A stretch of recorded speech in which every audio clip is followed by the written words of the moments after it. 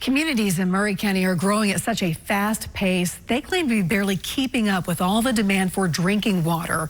The situation has inspired a group of citizens to resurrect a decades-old controversial idea. Chris Davis and photojournalist Angie Donez share the growing dilemma along the Duck River.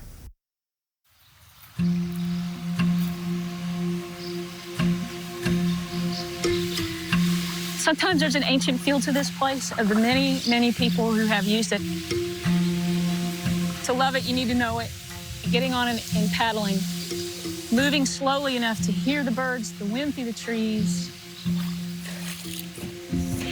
Okay. For Dawn Nelson, when she paddles the Duck River, I love that it's in my hometown where I grew up. She sees a timeless treasure.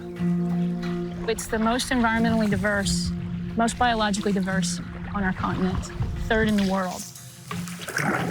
But this particular section is the most diverse of the entire river. It's a bitter pill to swallow. But for Jason Gillum, this is one of my special spots on the farm because you get up here and you get an appreciation for the view. Seeing the Duck River only represents broken promises. It would be great to just have the land used for what they said they were going to do with it in the first place. A dam in some form has been on the Duck River since the 1920s. This one doesn't hold back any water. But in the 1970s, TVA wanted to build a much larger one, a few miles upstream, to form a new lake. The fence line is right down there. They want to give us constant reminders that you can't come over here now. You used to, but not now. The federal government used eminent domain to obtain 15,000 acres of the land they needed. That's the TWRA post. That's their boundary post. Including a large chunk of Jason's grandmother's farm. Yeah, you can see the cornfield out there. That used to belong to us. My grandmother was alone when the TVA came and said, hey, you know, we got to take part of your farm for this lake. And, you know, she didn't want to sell. None of these families wanted to sell. Work began on the dam, and over 10 years, most of the concrete was poured on the towering structure. Then in 1983, an environmental lawsuit changed everything. But the river stopped the dam before the dam could stop it. After endangered species were discovered nearby, they said that those two species of mussel cannot survive below a dam. For another decade, the dam site sat abandoned until TVA decided in the late 1990s to spend even more money to demolish it. And a mile away, millions of their tax dollars and yours is being reduced to rubble. I don't think it should be tore down. I think what they should do, I don't know why they started it in the first place, but I think they ought to finish their job. Only the land for the envisioned lake wasn't returned to the original landowners. Much of it became a wildlife management area for the state. So we want it back. And we got as much right to as anybody, probably more. Would there be some sort of, I don't know, justice to you seeing that land that was taken finally being used for what its intended purpose was? Well, absolutely, it would. They took the land for a lake, put the lake there. Jason is now a part of a group, Columbia Dam Now, lobbying hard for the structure to be rebuilt. Their number one reason? The explosive growth this area is seeing. They have 8,000 permitted water taps that have not yet been put in place. Being on the Murray County Water System Water Board, I know the dire need we have for water. The bottom line is, if we don't get this water situation figured out, one of these days we're going to walk into our homes and we're going to turn our faucet on and it's going to drip. It's just going to drip. This is the original channel, but you can see how big this lake would be. But TVA was still in the process of acquiring land when construction was still underway. If you look right here, this is where the water would be. That's 12,600 acres. Jason estimates another 1,000 acres would be needed. This is where the rock quarry is, actually. The lake there would be like 150 feet deep.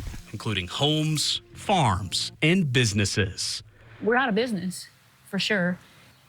Yeah, sorry, I get emotional.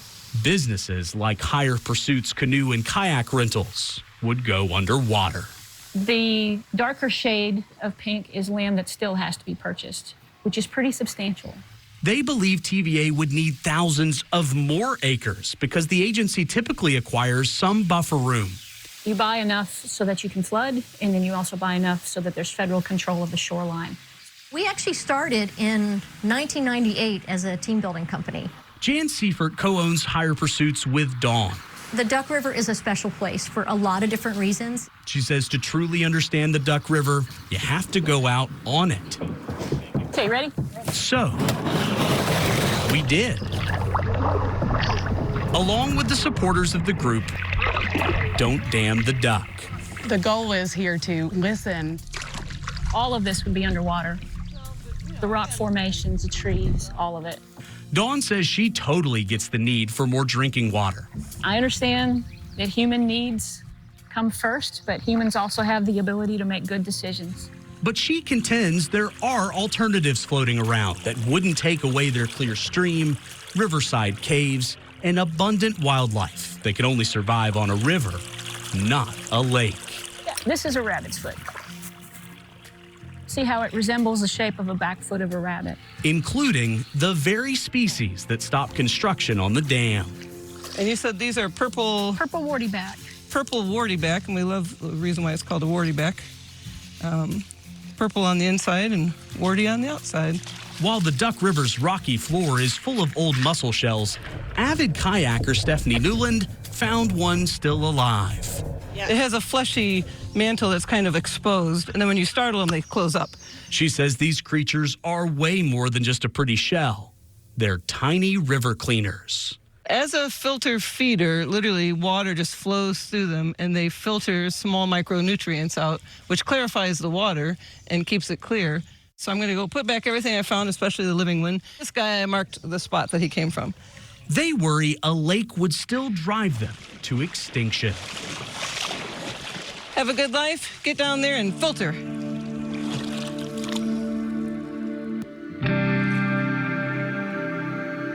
Transplanting them won't work, and then to transplant that many species, I would struggle to see the success in that.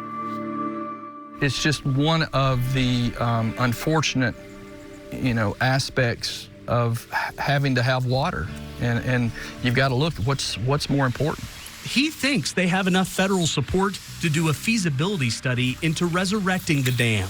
The dam site is beyond those trees. But the feasibility may still be a challenge. It's hard to get back to where the original dam site was. In the winter months, you can kind of look back there and you can kind of see where it is. It's too bad we're not in a helicopter. We could, fly over it and you could really get to see it.